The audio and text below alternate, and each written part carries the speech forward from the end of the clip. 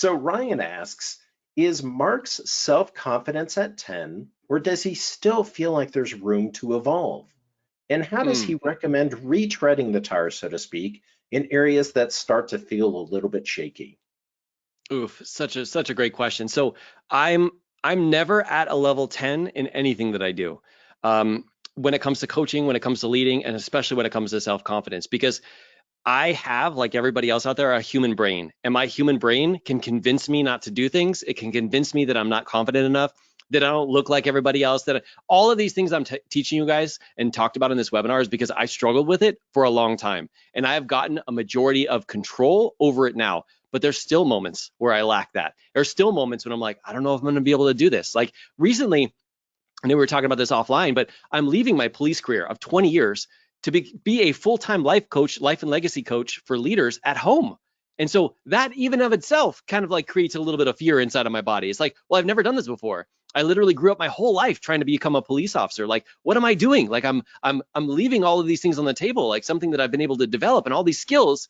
And that is my head voice. We didn't really dive into this, but that's my head voice trying to keep me safe. It's trying to say, but yeah, but you've done this in the past, so you can keep doing it and you'll be safe.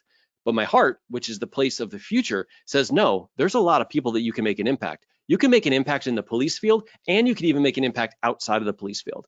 What could you do if you made an impact to like the families of the officers, right? Because for me personally, when I was going through burnout and overwhelm and constantly working, my family was on the back burner, and so was my health. But what can I do if I help police officers and I help law enforcement professionals and I help people in the criminal justice world to start taking care of themselves and start taking care of their family and start developing this self-confidence? I'm like, that's like exponential. Like it can help so many more people in this realm, right?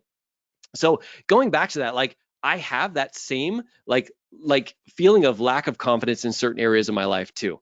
And when that happens, a couple things that I do. Number one is I find what the story is in here that I'm telling myself that's just not true. The things that are like actually fueling me to not want to get after it, right? It's like, well, this is a bad decision because my mom's gonna think like, what are you doing? You're leaving like a really good career, right? And so I go back into that and I'm like, why am I trying to tell myself that story? Oh, that's right, because it's getting me to not take action. It's getting me to stay over here in the safe, right? And and then so instead I can lean into the other things, the stories that actually fuel me. And the second thing I do is I make sure that I fuel like what's going in. Like they say, good input, good output. Bad input, bad output. Some of those inputs is like videos. Some of those input is podcasts. Some of them is books. Some of them, a lot of them are people, are mentors, are coaches, are people. Here's the thing. I didn't really hit on this. And Ryan, powerful question. Thank you for bringing this up. Is like sometimes we don't believe. And there's no amount of webinar, no amount of me giving you these steps that is going to get you to fully believe in yourself right now. That's when you need the power of a mentor because you get to ride on the coattails of somebody else who does believe in you.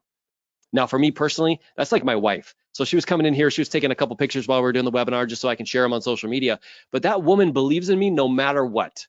And when I have those feelings of like, I'm not good enough, I don't know what's going to happen if I do this, I go over to her and I say, what do you think about this?